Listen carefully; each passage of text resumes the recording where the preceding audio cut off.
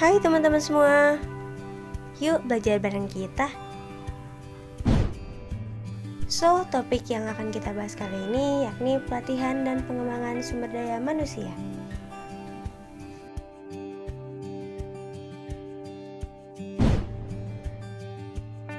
Yang diampu oleh dosen kita, Leili Nirmalasari, SPD MM, mata kuliah Manajemen SDM.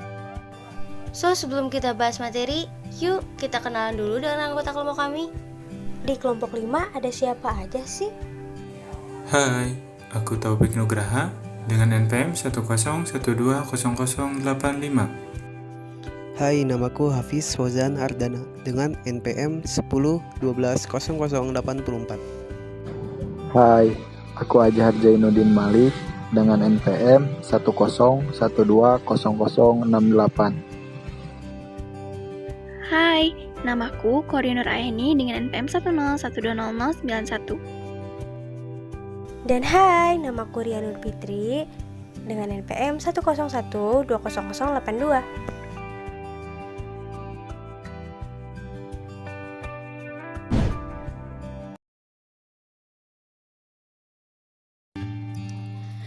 Pelatihan dan pengembangan adalah sebuah subsistem di mana suatu perusahaan yang menekankan pada perbaikan kinerja individu. Subsistem ini sangat amat penting karena perusahaan besar dan berkelanjutan akan membutuhkan karyawan dengan kinerja yang luar biasa. Pengembangan karyawan didefinisikan sebagai proses di mana karyawan dengan dukungan atasannya menjalani berbagai program pelatihan karyawan untuk meningkatkan keterampilannya dan memperoleh pengetahuan, juga keterampilan baru, yang arahannya lebih pada mempersiapkan karyawan sebagai individu untuk memegang tanggung jawab berbeda atau lebih besar. Perbedaan pelatihan dan pengembangan. Pelatihan karyawan lebih dimaksudkan untuk meningkatkan penguasaan keahlian karyawan atas pekerjaan tertentu dan yang dia lakukan saat ini. Sementara pengembangan karyawan lebih pada penyiapan dirinya untuk menguasai keahlian baru karena akan memegang pekerjaan berbeda dan biasanya menuntut tanggung jawab lebih besar.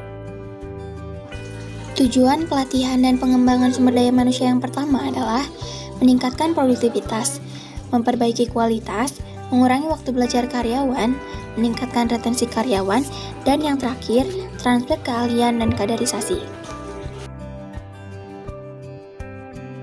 Manfaat pelatihan dan pengembangan. A. Retensi karyawan yang positif. B. Meningkatkan keterlibatan karyawan.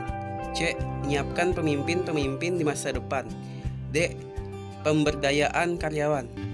Selanjutnya ada jenis pelatihan dan pengembangan. Yang pertama ada onboarding, manajemen risiko, manajemen keahlian, perencanaan karir, manajemen pengetahuan, pengalaman, dan yang terakhir ada diklat.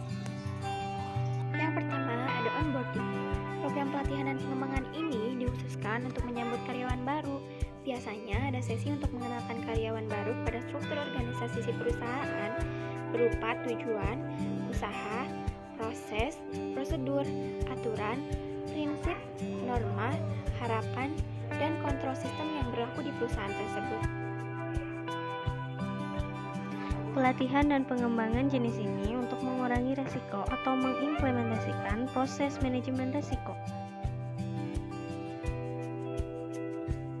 Pelatihan dan pengembangan jenis ini dapat dilakukan dalam beragam tingkatan, termasuk dengan memantau talenta-talenta yang ada di perusahaan atau dalam sebuah tim kerja. Kemudian ada perencanaan karir, di mana ini merupakan program pelatihan dan pengembangan yang dapat disesuaikan dengan minat dan ambisi masing-masing individu atau karyawan untuk meningkatkan kepuasan kerja dan keterlibatan mereka di tempat kerja. Melakukan proses pengembangan, mempertahankan, pemanfaatan, serta transfer pengetahuan dari karyawan yang lebih senior ke junior.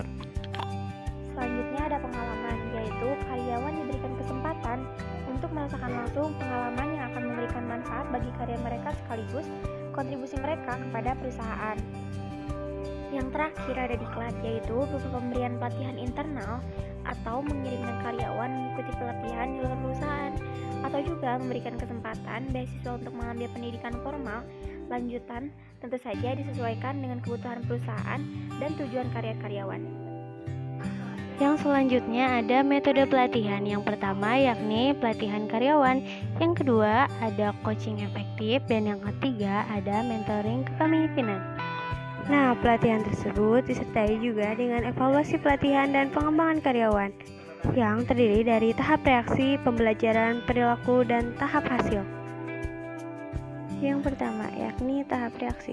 Evaluasi dalam tahap ini bertujuan mencari tahu seberapa penting program pelatihan dan pengembangan yang telah diajukan bagi karyawan.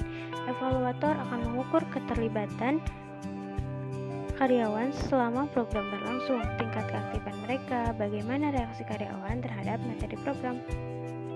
Yang kedua, yakni tahap pembelajaran. Tahap evaluasi ini berupaya menggali informasi bagaimana karyawan bisa meningkatkan keahlian, sikap, pengetahuan, kepercayaan diri, dan komitmen mereka dalam melakukan pekerjaannya dari program pelatihan dan pengembangan yang diikuti. Nah, yang ketiga yakni tahap perilaku. Evaluator akan melihat seberapa jauh karyawan mengaplikasikan hasil program pelatihan dan pengembangan karyawan yang mereka ikuti ke dalam pekerjaannya sehari-hari di tempat kerja. Proses ini perlu waktu panjang. Pasca program bisa berminggu-minggu, bahkan bisa juga berbulan-bulan. Kemudian yang terakhir ada tahap hasil. Hasil yang dimaksud dalam tahapan ini adalah efek yang dikehendaki oleh perusahaan dari program pelatihan dan pengembangan karyawan. Hasil yang diukur adalah pencapaian individu masing-masing karyawan dan pencapaian perusahaan secara keseluruhan. So guys, thanks for watching the video. I hope this video ngasih manfaat ke kalian, ngasih informasi dan wawasan lebih mengenai manajemen sumber daya manusia. Kami juga mohon maaf apabila ada kesalahan editing ataupun dalam pengucapan. See you next time. Bye bye.